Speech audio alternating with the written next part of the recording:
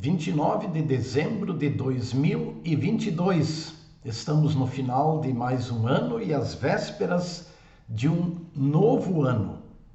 E este será também o último estudo bíblico da Comunidade Evangélica Luterana Cristo de Porto Alegre neste ano de 2022. Eu sou o pastor Reinaldo e eu quero conduzir a reflexão nesse momento e convido você a participar. E nosso foco estará talvez na seguinte questão: como obter segurança e onde conseguir apoio para viver bem e viver em segurança um novo ano que está diante de nós. Eu quero tomar por base especialmente o capítulo 30 e 31 do livro do profeta Isaías. Mas antes disso, dizer que essa divisão, essa organização do tempo em dia, noite, em anos, em estações, isso não é uma invenção humana. E nós podemos observar isso na própria criação. Quando Deus criou os céus e terra, Ele estabeleceu dias, anos e estações. E eu quero convidar você a tomar sua Bíblia e acompanhar isso. Por exemplo, já no início, no primeiro capítulo da Bíblia, Gênesis capítulo 1, verso 14, nós encontramos a seguinte palavra: E disse Deus que haja luzeiros no firmamento dos céus, para fazerem separação entre o dia e a noite, e sejam eles para sinais, para estações, para dias e para anos. Interessante, né? Deus estabelece isso na criação. E ao criar os luzeiros, eles também são criados nessa perspectiva da organização do tempo, dia, noite e as mais diferentes estações que vão se repetindo, né? De tempos em tempos vão se repetindo. E é interessante, indo um pouco adiante, até o capítulo 8 do livro de Gênesis, o relato após o dilúvio, quando Noé e sua família saem da arca e ele faz um altar digamos, oferece holocaustos ao Senhor. Lá no capítulo 8, verso 22 está escrito: enquanto durar a terra, não deixará de haver semeadura e colheita, frio e calor, verão e inverno, dia e noite. Bem interessante. Observamos, por isso, que é o próprio Deus que organizou o tempo. Eu não sei como foi com você, mas eu lembro muito bem quando eu na escola aprendi sobre os movimentos dos diferentes planetas e como eles circulam e assim estabelecem estações e tempos.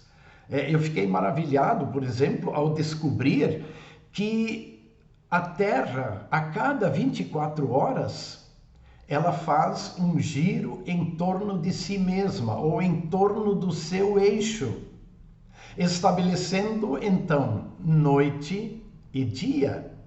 Ou seja, quando uma parte da Terra está voltada para o Sol, é dia, já para outra parte é noite. E isso se sucede a cada 24 horas. Foi assim que Deus criou. E nós chamamos esse movimento da Terra em torno de si mesma de rotação. Mas existe também um outro movimento, e nós aprendemos isto, e a ciência nos mostra isso, o movimento chamado translação. Esse é o movimento que a Terra faz ao girar em torno de si, em torno do seu eixo. Ela também vai girando em torno do Sol. E isto num período de 365 dias, que é chamado movimento de translação. Ou seja, a Terra num período de 365 dias, e para ser mais exato, 365 dias, 5 horas e 48 minutos, a Terra leva para fazer este giro em torno do Sol, estabelecendo, portanto, as mais diferentes estações que nós conhecemos como verão, inverno, outono, primavera e assim por diante. Vejam, Deus estabeleceu esse tempo. Então, se nós estamos terminando mais um ano, não é porque os seres humanos estabeleceram isto. O nosso Deus Todo-Poderoso, Criador, pensou tudo isto e organizou o tempo dessa maneira. É claro que nós também vamos observar que o tempo segue seu curso definido. Nada pode parar o tempo. E teoricamente nós poderíamos dizer que não há diferença nenhuma entre um dia e outro. Como não haverá nenhuma diferença entre o dia 31 de dezembro deste ano e o dia 1º de janeiro de 2023. Não há diferença. O tempo simplesmente segue seu curso dentro daquilo que Deus estabeleceu. Contudo, sabe, este fatiamento do tempo em anos ou em dias, meses e anos, ele é importante para o ser humano.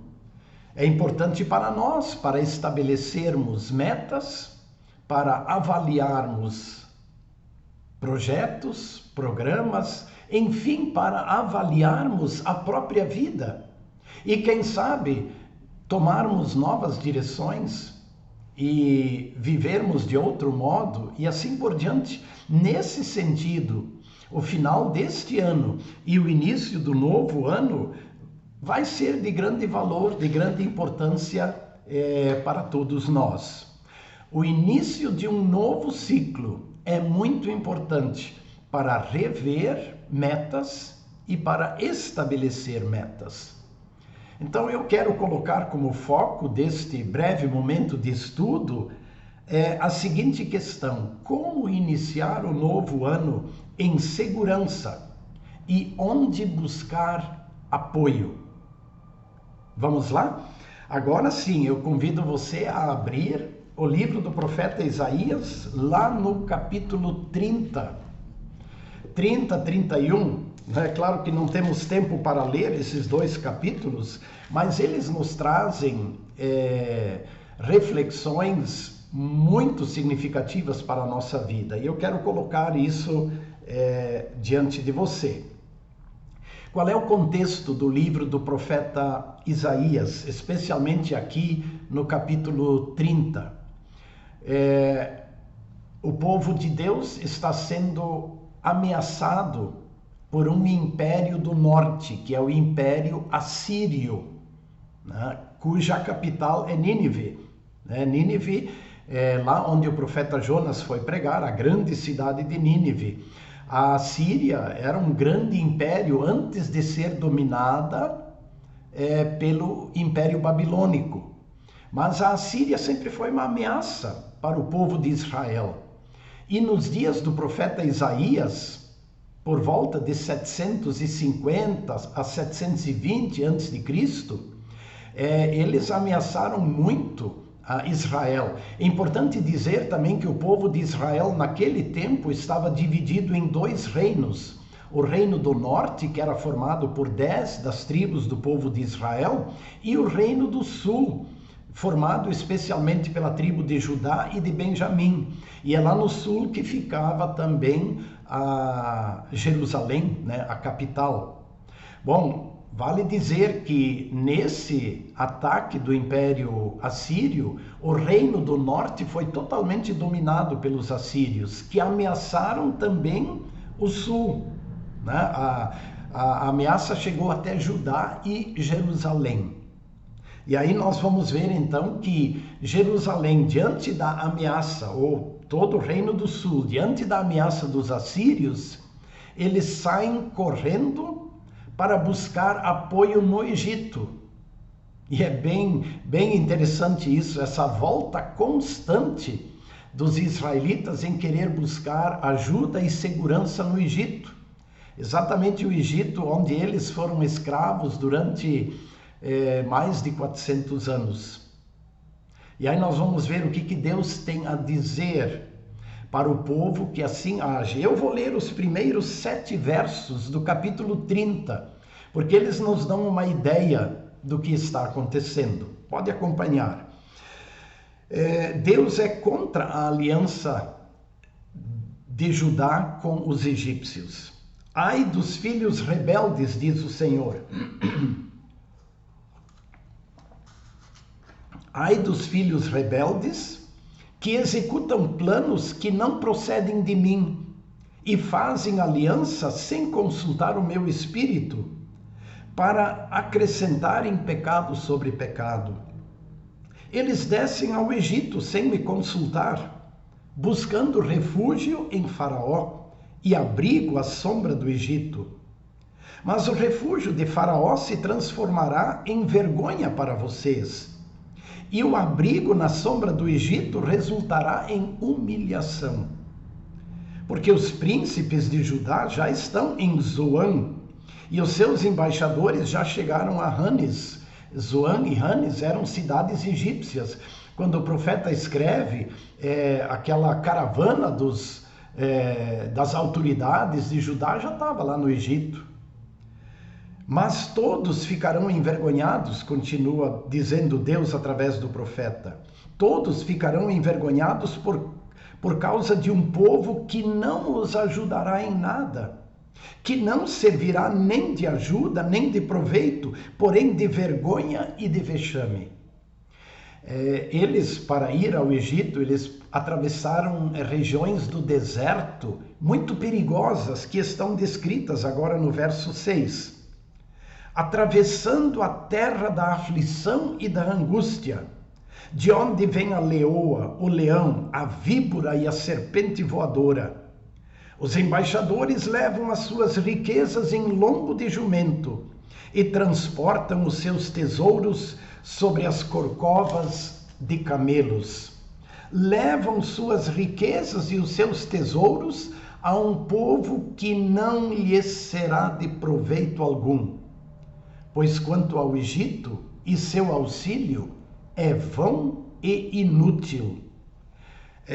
Observem que palavra significativa, que palavra de valor.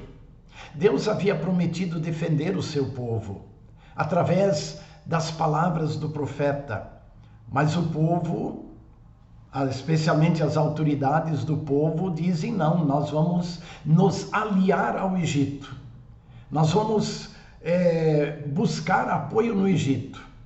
E aí o que eles fazem? Eles vão ao Egito levando riquezas, tesouros para comprar a ajuda do Egito. É interessante que eles voltam ao seu antigo opressor. E essa sempre foi uma tentação constante na vida dos israelitas, voltar ao Egito. Vocês lembram quando o povo de Israel está na caminhada rumo à terra prometida e eles estão no deserto, quando de repente falta comida, falta água, a murmuração, a reclamação começa. Eu lembro, tem o livro de Números, até vou ler isso rapidamente, Números capítulo 11, tem uma palavra bem interessante aqui, Números capítulo 11, verso 5, o povo reclama diante de Moisés: quem nos dará carne para comer? Lembramos dos peixes que comíamos de graça no Egito. Que saudade dos pepinos, dos melões, dos alhos silvestres, das cebolas e dos alhos. Mas agora nossa alma está seca e não vemos nada além deste maná. Então o povo reclama, o povo tem a vontade de voltar ao Egito. Como alguém disse, Deus tirou o povo de Israel do Egito, mas não tirou o Egito do povo de Israel. Deu para entender a palavra aqui, né? Deus tirou o povo lá do Egito, mas parece que o Egito nunca saiu, de fato, da vida dos israelitas, porque eles sempre querem voltar para lá. Agora eles vão buscar ajuda do povo que os oprimiu e que os explorou durante séculos. E eles levam para lá suas riquezas, buscando ajuda. E o que o Senhor Deus diz para eles através do profeta? É importante rever isso outra vez. Eles descem ao Egito sem me consultar, buscando refúgio em Faraó. Ai destes filhos rebeldes, eles executam planos que não procedem de mim. Fazem aliança sem me consultar, mas todos vão ficar envergonhados por causa de um povo que não os ajudará em nada. Ou seja, eles vão ser envergonhados. É interessante que, se a gente olhar o mapa do mundo antigo, nós vamos ver que a Assíria ficava no norte, o povo de Judá, né, ficava no meio e o Egito ficava no sul. Então, é claro, o Egito sempre tentou se aproveitar do povo de Israel, nunca de ajudá-los, mas se fosse o caso, ele se aproveitaria desse povo para, digamos, lutar contra os assírios ou algo assim. Jamais com o intuito de ajudar os israelitas. Por isso Deus diz, olha, vocês levam os vossos tesouros para lá, vocês querem comprar ajuda, eu vou ajudar vocês. Vocês vão sair envergonhados de lá. Né? Bom, é importante, no capítulo 31, Deus diz outra coisa significativa. Até o título do capítulo 31 é assim: os egípcios são homens e não deuses. Eu vou ler os 3 primeiros versos, Isaías 31, acompanhe na sua Bíblia. Ai dos que descem ao Egito em busca de socorro e se estribam em carros de guerra, porque são muitos, e em cavaleiros, porque são fortes, mas não olham para o Santo de Israel, nem buscam o Senhor. Então, novamente a palavra ai, que pena, coitados, né, destes filhos de Israel, que agora acham que a segurança dele está nos cavalos de guerra dos egípcios, ou nos carros de guerra dos egípcios. Os cavalos são velozes e eles então passam a confiar: se nós nos aliarmos ao Egito, vamos vencer o nosso inimigo. Verso 2: porém o Senhor também é sábio e faz vir a desgraça. Ele não volta atrás naquilo que falou. Ele se levantará contra a casa dos malfeitores e contra os que ajudam os que praticam o mal, pois os egípcios são homens e não deuses. Os seus cavalos são carne e não espírito. Quando o Senhor estender a mão, tropeçará aquele que ajuda e cairá quem é ajudado, e juntos todos perecerão. Me lembro também das palavras do Salmo que diz assim: não confieis em príncipes, nem nos filhos dos homens, em quem não há salvação. Sai-lhes o espírito e eles voltam ao pó. E nesse mesmo dia perecem todos os seus desígnios. É mais ou menos o que Deus está dizendo através do profeta Isaías aos filhos de Judá. Os egípcios não são deuses. Eles são de carne e osso, eles são pessoas. E não confiem, portanto, nos seus carros de guerra, não confiem na velocidade dos seus cavalos, confiem no Senhor. Bom, o Senhor, por outro lado, ele não desiste do seu povo. E esse é o ponto importante que nós encontramos ainda no capítulo 30. apesar da infidelidade do povo, que inclusive diz ao profeta: olha, para com tuas profecias, para com tuas visões, não queremos mais ouvir, fale-nos de coisas boas, mas nós não queremos ouvir essas advertências que tu nos trazes. Apesar da infidelidade do povo, Deus continua fiel. E Deus vai em busca do seu povo, Deus chama seu povo de volta. E no capítulo 30, no verso 8, então temos a palavra de Deus a Isaías: agora vá e escreva isso numa tabuinha diante deles. Escreva-o num livro para que fique registrado para os dias vindouros, para sempre, perpetuamente. Bom, o que Deus tinha de tão importante que ele pediu que Isaías registrasse numa tabuinha? Assim também em tábuas de argila, muitos livros eram escritos naquele tempo. E isso deveria também ficar registrado para os dias vindouros, ou seja, para que chegasse também aos nossos dias. E fossem palavras de advertência também para nós em nossos dias. O que Deus tinha de tão importante a dizer a esse povo está no verso 15. Porque assim diz o Senhor, Deus, o Santo de Israel: na conversão e no descanso está a salvação de vocês. Na tranquilidade e na confiança reside a força de vocês. E aí Deus ainda acrescenta: mas vocês não quiseram. Ou seja, através das palavras de Isaías, Deus chama esse povo ao arrependimento e à confiança nas promessas de Deus. Chama-os, repito, ao arrependimento e à confiança. Na conversão e no descanso está a salvação de vocês. O descanso aqui é a confiança. A conversão é um andar com Deus, é dar meia volta, é submeter nossos planos, nossa vida, nossas metas à sábia e perfeita vontade de Deus. É voltar ao Senhor e à sua palavra e aos seus mandamentos. Ou seja, na conversão e no descanso está a salvação de vocês. Na tranquilidade e na confiança reside a vossa força. Vejam, Judá quer buscar a força dos cavalos, dos carros de guerra do Egito.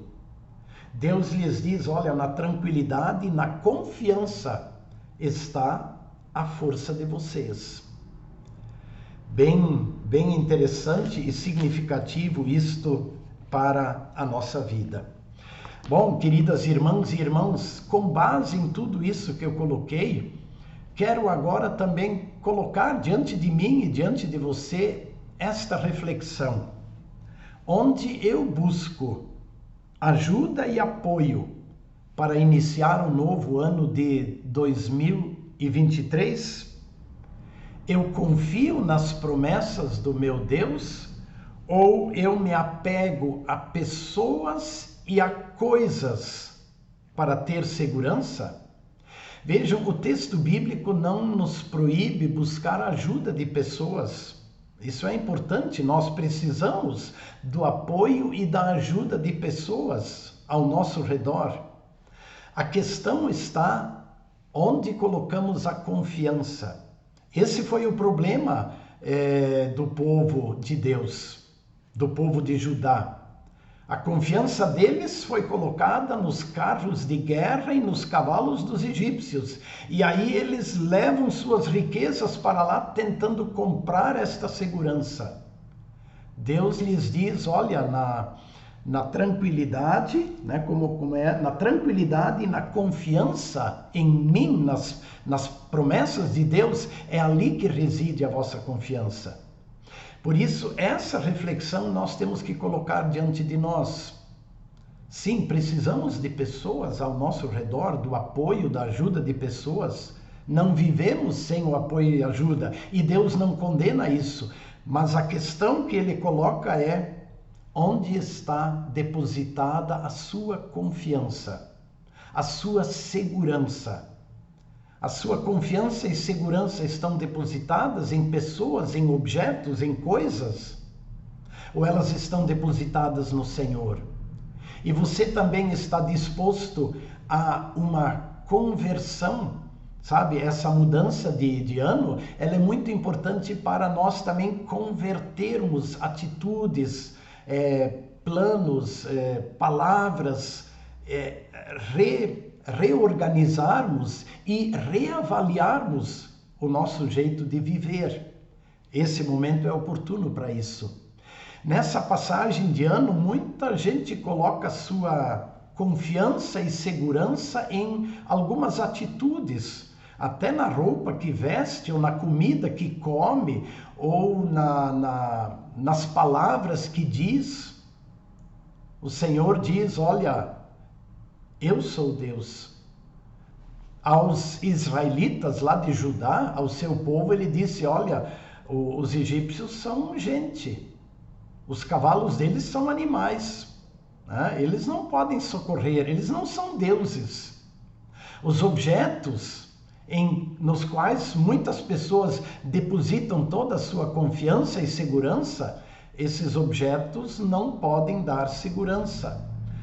Algumas comidas, alguns rituais não dão segurança. A segurança ou a força que nós precisamos para o novo ano reside no seguinte. Por isso eu quero concluir esse estudo lembrando de novo Isaías capítulo 30, verso 15. Marque bem essa palavra, porque ela é significativa. E conforme Deus disse a Isaías que ele escrevesse isso, porque isso também valeria para as gerações futuras, ou seja, vale também para nós. Porque assim diz o Senhor Deus, o Santo de Israel: na conversão e no descanso, ou na confiança, está a salvação de vocês. Na tranquilidade e na confiança reside a força de vocês. Eu não sei o que você tem pela frente nesse novo ano, quais são seus desafios, quais são os problemas que você terá que enfrentar. Eles podem parecer grandes demais, assim como o ataque dos assírios era uma coisa grande demais para o povo de Judá. Tanto é que eles saem correndo para buscar a ajuda dos egípcios. Se os seus problemas são grandes, se a sua preocupação é grande, se as adversidades parecem grandes demais, lembre sempre desta palavra de Isaías: na conversão, na volta ao Senhor e no descanso, na confiança serena nas promessas de Deus, ali está a salvação de vocês. Na tranquilidade e na confiança reside a força de vocês. Porque quando eu sou fraco, então é que eu sou forte.